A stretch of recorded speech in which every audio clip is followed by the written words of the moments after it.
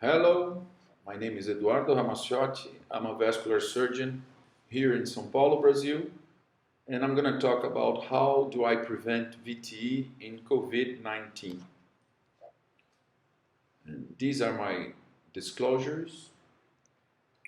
Well, we all know that COVID is a pandemic situation and it generates a very interesting endothelitis. So the SARS-CoV-2 infection in some patients goes asymptomatic, but in these patients that ends up at the hospital, we're seeing a lot of arterial and venous thromboembolic events.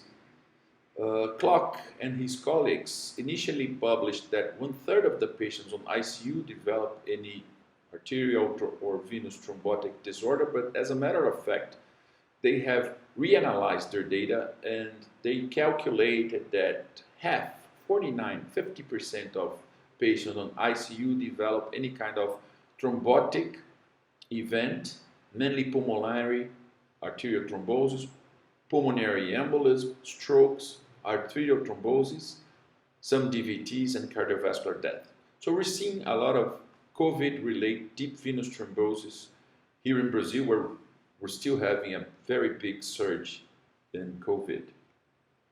And we're seeing some dramatic cases like this lady, she arrived at the hospital with this phlegmasia cerulea dolens and she died in 6 hours. For some reason, some patients develop very severe cases of deep venous thrombosis.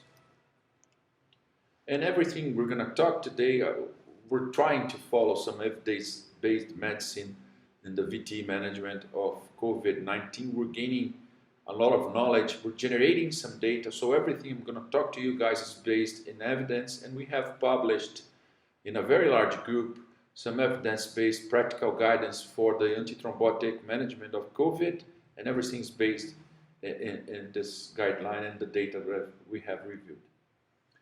So since the very beginning of the pandemic, the World Health Organization, the ISTH, and the majority of venous thromboembolism organizations have suggested that we should apply a risk stratification for the in-hospital patients, either improve the Caprini score or the PADA score, and in high-risk patients use the standard VTE prophylaxis, meaning standard doses for these patients who are at the hospital. We have seen some doubling the dose of enoxaparin, increasing the dose, full dose for VTE prophylaxis. We don't have data yet. So as of now, we are following guidelines and using the standard doses for VTE prophylaxis with injectables. Here in my country, we don't have rivaroxaban yet approved. We're going to have it, but for the in-hospital phase, we use either enoxaparin 40 milligrams once daily, or fondaparinux that works nicely 2.5 milligrams once daily, or unfractionated heparin twice or 3 times a day. We're undergoing some lack of unfractionated heparin at this point in the country, so we're using enoxaparin and fondaparinux. Regular doses while the patient is at the hospital.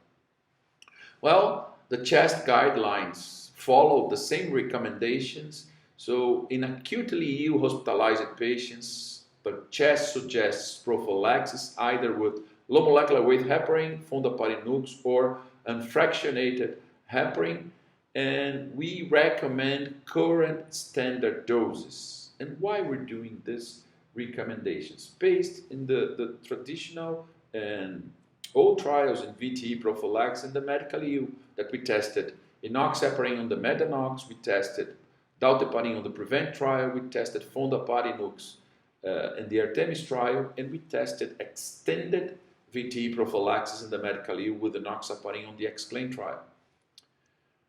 DOACs, they failed in the acute phase. ADOPT was a failed trial with the Pixaban. Magellan was a positive trial, but with a signal of bleeding, and APEX was positive, but we don't have betrixaban in Brazil. So as of now, at this current moment, we're using injectables while at the hospital with a regular dose. So here are the doses: unfractionated 5,000 units 3 times a day, enoxaparin 40 milligrams once daily, fondaparinux 2.5 once daily. We pick one of these drugs. And we're keeping straight to the standard doses until we have further data on the clinical trial, because this disease is not free of bleeding complications. This lady on the left side had a massive hematoma secondary to a free use of heparin with compartmental syndrome. And on the right side, we're seeing some publications of intracerebral bleeds with heparin, and we lost a 38-year-old pediatrician colleague of us with a massive intracerebral bleed, secondary probably to the use of heparin. So beware of the liberal use of heparin in the COVID area. And we feel that it's reasonable to think about extending the prophylaxis when the patient leaves the hospital, mainly based on the Mariner trial and based on the Exclaim trial. So what we're doing as of now in patients with high improved score and high D-dimer at discharge, we are prescribing our patients either rivaroxaban 10 milligrams once daily for up to 45 days or enoxaparin 40 milligrams. I'm not using enoxaparin due to costs and practicality of use of the oral agents, and we're using rivaroxaban for a shorter period of time. Based mainly on the Mariner trial, that is a failed trial for the primary endpoint of efficacy in terms of reducing pulmonary embolism, but the Mariner trial showed us that extending VTE prophylaxis in the medically ill cuts the VTE risk by 56% without increasing the risk of bleeding. And the FDA approved last year the use of rivaroxaban for VTE prevention in the medically ill, both in the hospital and both for extensions with a shorter period of time, not 45 but 35 days in the US. Our problem is what to do with these very sick patients and sick patients that arrive with arterial thrombosis. So we're studying different strategies. So as of now, for VTE prophylaxis, we're following guidelines, standard guidelines for the medically ill population. Future directions, there are 49 ongoing clinical trials studying these issues. We're doing 3 important trials here in Brazil with a collaboration of our US folks, including my dear friend Dr. Tafur, who's organizing this meeting.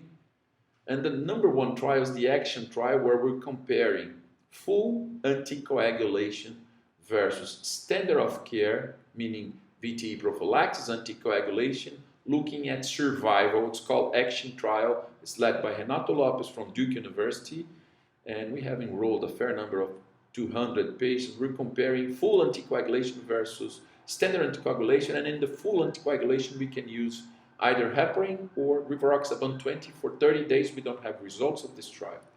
In terms of VTE prophylaxis, we're doing the Michelle trial. Michelle stands for medically ill hospitalized patients for COVID. Thrombosis extended prophylaxis with rivaroxaban therapy, the Michelle trial, where we're looking at patients hospitalized for COVID, and we're randomizing them at discharge for either rivaroxaban or nothing. And on day 35, we're doing a pulmonary angio CT scan and a ultrasound. Our hypothesis is that rivaroxaban in COVID area, when we extend it out of the hospital, cuts to half the risk of venous thromboembolism. And we're also doing a biomarker analysis at this point of discharge, and on day 35 we're looking at this endothelial damage that we expect to see in the COVID. And we're doing a very interesting trial in terms of VTE prophylaxis. Actually, it's a mortality prophylaxis. We have a fair number of patients in Brazil who have fever, high D-dimer, and we're keeping them at home. So we're randomizing these patients at home to receive either rivaroxaban or placebo, and looking at reducing mortality, mechanical ventilation-free survival, MACE, and out-of-hospital death not attributed to injury. So we're looking at a VTE prophylaxis also in patients treated at home. So to conclude my presentation, I believe, and I'm a strong advocate to pursue clinical data, randomized controlled clinical trials, Because without data, you're just another person with an opinion. And we're seeing loads of opinion in the VTE prophylaxis realm, particularly on the WhatsApp Journal of Medicine, and we are pursuing data, and we believe that in the pandemic era is where we need most the data coming from randomized controlled trials. That's what I had to present to my colleagues. I'm very honored to participate in this very important meeting. This is my personal medical educational Instagram. It's totally free as long as you shoot me your professional license. We're having lives every 10 days discussing anticoagulation. Thank you very much.